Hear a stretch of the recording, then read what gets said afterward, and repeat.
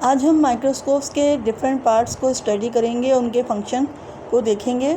सबसे पहले हम माइक्रोस्कोप में सबसे पहले नीचे सबसे उसकी बेस होती है जो कि मेटेलिक होती है, और ये इसका काम जो होता है माइक्रोस्कोप को सपोर्ट करना होता है। उसके बाद उसका बाजू है, बाजू यानी आर्म, ये एक खमदार होता है जो कि बॉडी ट्यूब को जो है उसकी बेस से जोड़ता है।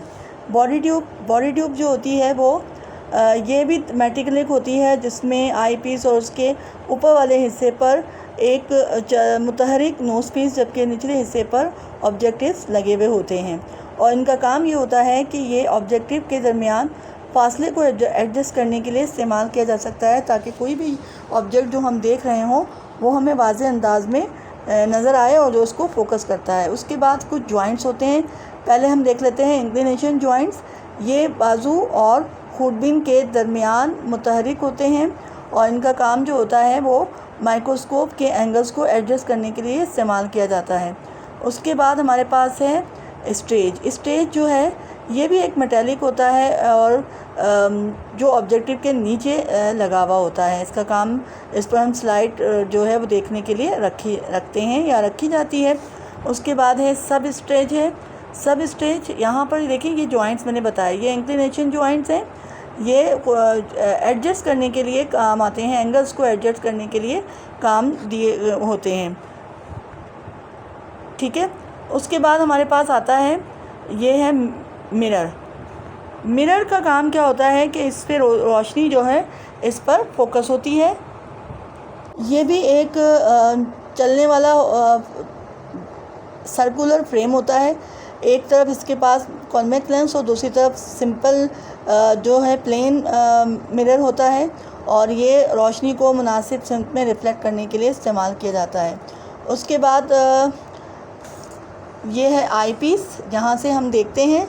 ये बॉडी ट्यूब है, उसके नीचे बॉडी ट्यूब होती है। बॉडी ट्यूब का काम मैंने आपको बताया कि ये ऑब्जेक्टिव के दरमियान कोई भी ऑब्जेक्ट और उस ऑब्जेक्टिव के दरमियान के फासले को एडजस्ट करने के लिए इस्तेमाल किया जाता है। आई पीस के बारे में मैं आपको बता दूं कि ये भी एक मुहद्दिब अज्जा होता है जो ट्यूब के ऊपर पर सबसे ऊपर होता है, और ये नुमाया करके चीज़ों को बड़ा करके दिखाने का काम, यानी जो भी इमेज होता है उसको बड़ा और नुमाया बनाता है। उसके बाद नोज़ पीस है।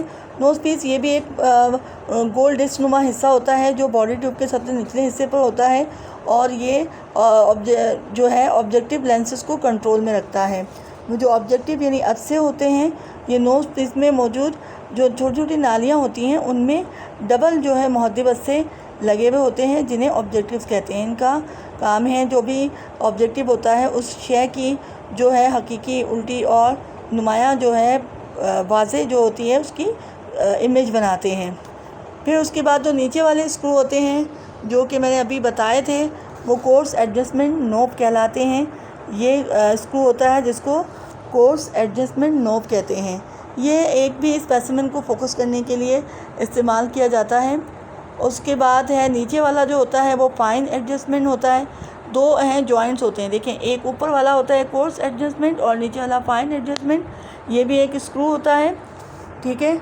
और इस कोर्स एडजस्टमेंट नॉब जो होता है उसके इस्तेमाल के बाद उसे हरकत देकर हम जो भी स्पेसिमेन होता है उसको फोकस करके वाज़ेह अंदाज में देखते हैं। ये आई पीस होता है, और इसको बहुत एहतियात से इस्तेमाल किया जाता है। और जो है आईना जो उसमें लगा हुआ होता है उसको आप साफ़ करके जो है इस्तेमाल करें ताकि अच्छी तरह इमेज नज़र आए। और कम पावर पर पहले फ़ोकस करते हैं, उसके बाद फिर हम ज़्यादा पावर पर लेकर आते हैं। इस तरह जो है उसको माइक्रोस्कोप को इस्तेमाल किया जाता है।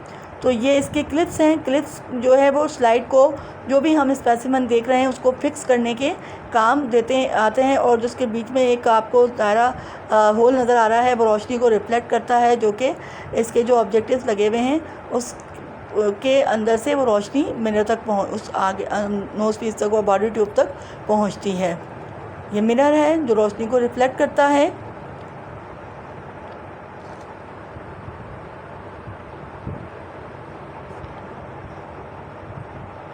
ये एक माइक्रोस्कोप है। माइक्रोस्कोप के ये आपका सिंध बोर्ड में एक्सपेरिमेंट जो 9 के बायोलॉजी के एक्सपेरिमेंट हैं क्लास 9 के, उसमें एक्सपेरिमेंट नंबर 1 का ए पार्ट है, जिसमें हमने माइक्रोस्कोप के डिफरेंट पार्ट्स को स्टडी करना है और उनके फंक्शन भी लिखने हैं। एग्ज़ाम में आपको उसकी डायग्राम नहीं बनानी होगी, जबकि जर्नल में आप इसकी डायग्राम बनाएंगे और एग्ज़ाम में इसके एटलीस्ट 6 पार्ट्स, कम से कम आपने 6 हिस्से यानी 6 पार्ट्स के को आपने डिफ़ाइन करना है और उनके फंक्शन लिखने हैं, जो कि आपका ये एक्सपेरिमेंट नंबर ए था।